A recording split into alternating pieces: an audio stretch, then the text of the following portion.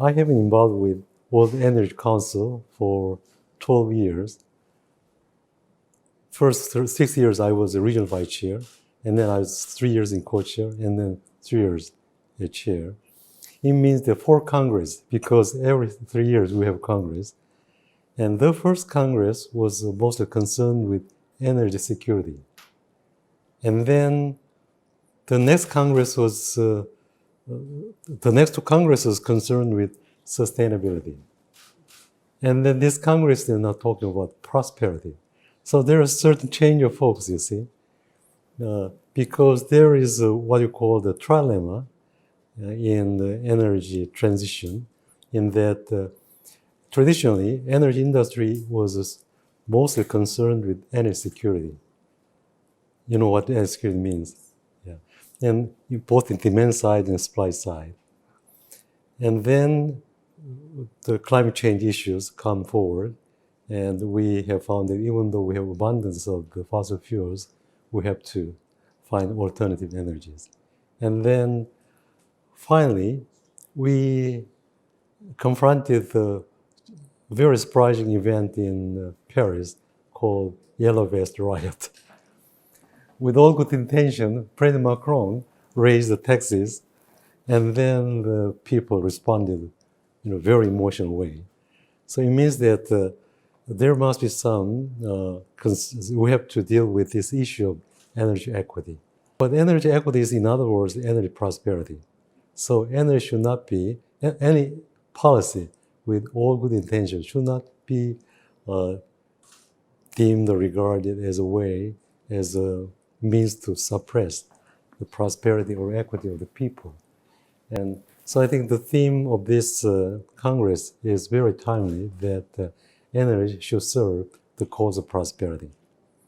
And the second point important in this Congress is that there is a tension between, as I said, that security and sustainability, because if we want to go 100% renewable, and we have the problem of intermittency.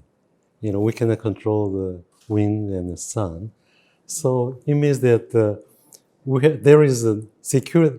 Fossil fuels is very good for security, and renewable energy is very good environmentally, but it has a security problem. So there is a dilemma there. So we have to have some solution for that. And that solution should come in this Congress is recognized. And then we present technology as pathway to solve this problem and to guarantee the prosperity along with the sustainability issues as well. So we have a strong emphasis on technology in this Congress. For example, we are talking about the 5th energy, which is energy efficiency. Energy efficiency is very clean. We only have, if we have good technology for energy efficiency, we can reduce the use of fossil fuels, the best way to get rid of the CO2. So for example, in 2014, a company called Next Lab was acquired by Google by $3.2 billion. This is nothing but a small gadget to put on the wall of the room, which has the artificial intelligence learning the behavior of the family. So when we give the data to this machine, just about a week, then it learns everything. And after that, it just automatically adjusts the room temperatures, and then it saves a lot of energy and energy bill costs for the family. So Google saw the possibility and acquired them. And this kind of thing. So when artificial intelligence, high technology comes and wed with this energy, and then it can create huge efficiency and huge prosperity as well. We chose this region because UAE, because UAE is a forerunner in this direction of the it's a forerunner in this energy transition. It's the model in this area. So some people say we chose Middle East, we came to Abu Dhabi because we chose Middle East. It's wrong. We came to Middle East because of UAE.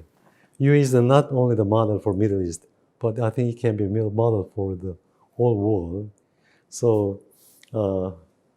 the Minister Mazrui and I were talking about Abu Dhabi as the capital of world energy industry. We agree there. Someday you can position that way, I think. Yeah. First, I think I really congratulate for UAE for the alliance with Korea in building the Baraka nuclear power plant because the technology we offered that came from Korea, APR 1400, was officially endorsed by United States government as the safest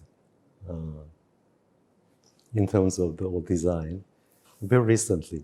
And we have the certificate from the Europe too, EU too. So you chose the best technology. I think it's the safest technology. And I think we can go together. We can go together to the whole world because now there is the emergence, resurging of the nuclear power. We call it nuclear renaissance. So that's a very good way to create national wealth for both UAE and Korea.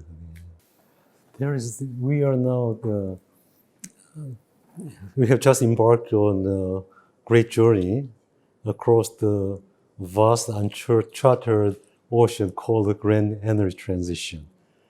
And the challenge, the enormity of the speed and scale and scope of the challenges, in a way, is almost prohibitive. We cannot tell for certain what awaits us in the future. And probably we don't know for sure when, how, and even whether or not we can reach the final destination of so-called sustainable energy future. But with digitalization, decentralization, and decarbonization, we know for sure that tomorrow will be better off. Step by step, we'll follow. And then,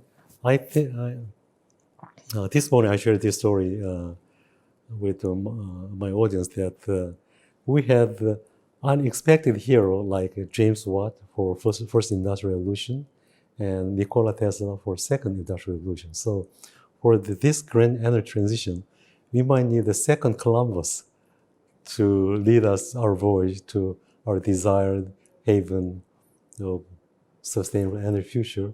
In that adventure, you might find some sustainable prosperity for all as well, just as Columbus found the New World instead of India.